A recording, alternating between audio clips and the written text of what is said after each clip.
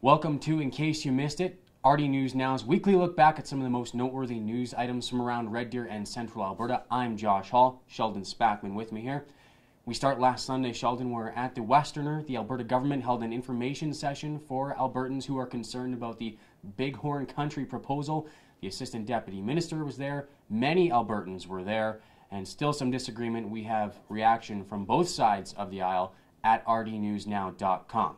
And Sheldon, you were there when Alberta's Education Minister was visiting a couple of local schools this week. Yes, Josh. David Egan was in town on Wednesday. He visited Aspen Heights Elementary School, where they have a very unique and innovative program called their Micro Society. Egan very pleased and impressed with that program, considering seeing that implemented in the curriculum elsewhere throughout the province. Then in the afternoon, he took some time to visit with students involved in QSAs, or Queer Straight Alliances, at both Lindsay Thurber High School and Hunting Hills High School. Apparently things are going really well with those programs, and Egan was very pleased to see that they are going well. Josh.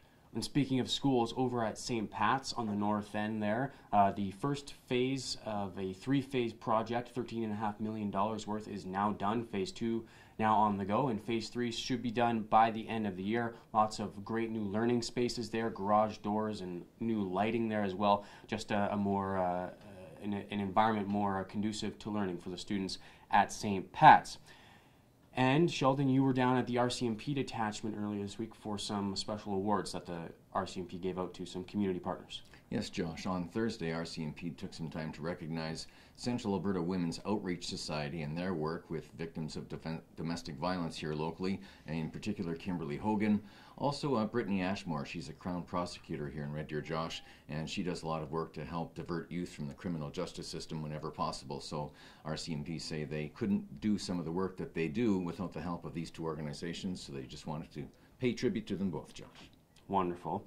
And speaking of RCMP, well, they told us earlier this week that over at the overdose prevention site, which is at Safe Harbor in the rail yards area, crime has not gone up since it opened last October. Of course, we're expecting permanent supervised consumption services to open up at some point later this year.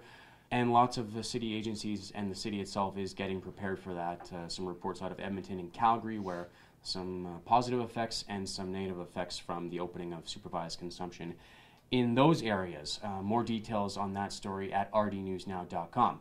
All right, this weekend, it's a big weekend for the Rebels, Sheldon. They have the Regina Pats in town tonight, and then tomorrow the Moose Jaw Warriors, and Rebels trying to get some momentum back. And we'll have coverage of those on rdnewsnow.com. And, of course, you can hear the broadcasts live both nights starting at 6:30 on 106.7 The Drive.